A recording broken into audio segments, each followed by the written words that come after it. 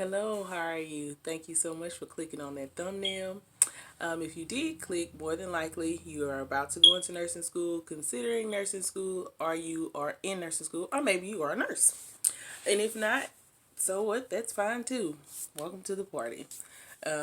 My name is Ann, and as the thumbnail said, I am a wife. I have 5 children, which 4 live at home with me, and I'm currently in second level in nursing school. A little about me. I am 34 years old and I am not a traditional student. Newly married too. Only been married 5 years. And I feel like I'm at a point in my life where I've accomplished enough, but I also have enough ahead of me to where I can share my journey with people as well. I'm kind of being in nursing school, don't have really that much of a social life. It is, time consuming.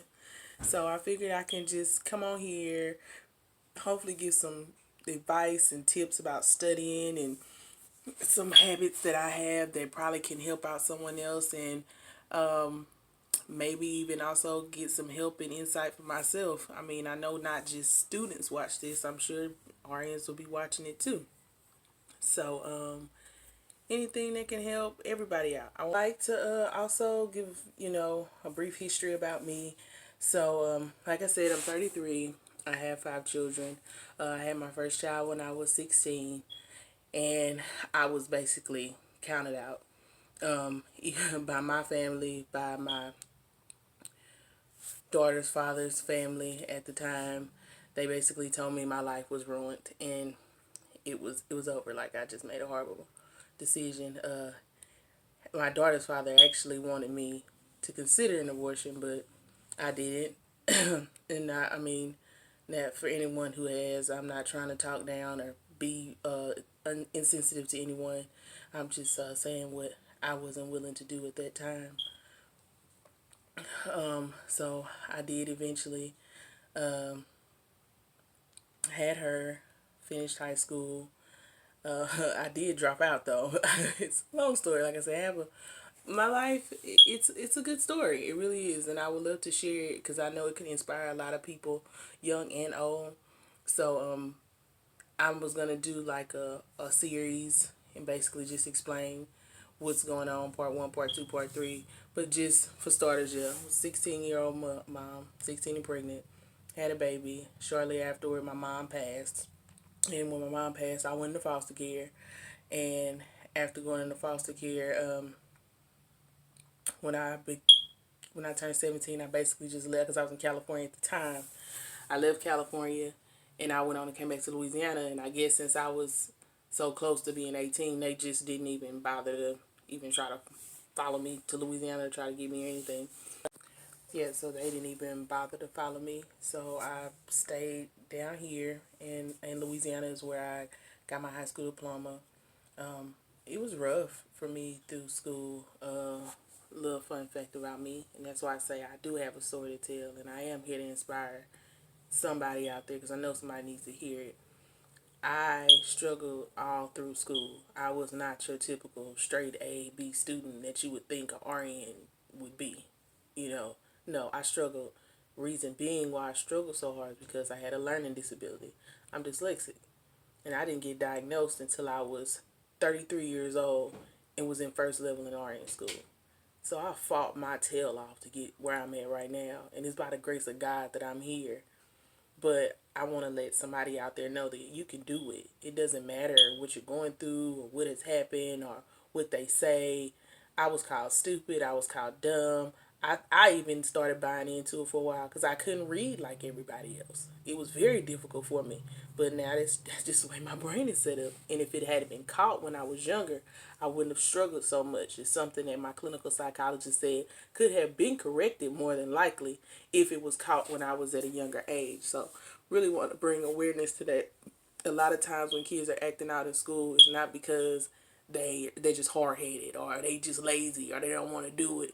Sometimes it's because they don't learn the traditional way, and that's what I did. I did act out a lot. I was goofy. I did a lot of things that other children didn't do because I wasn't learning like them.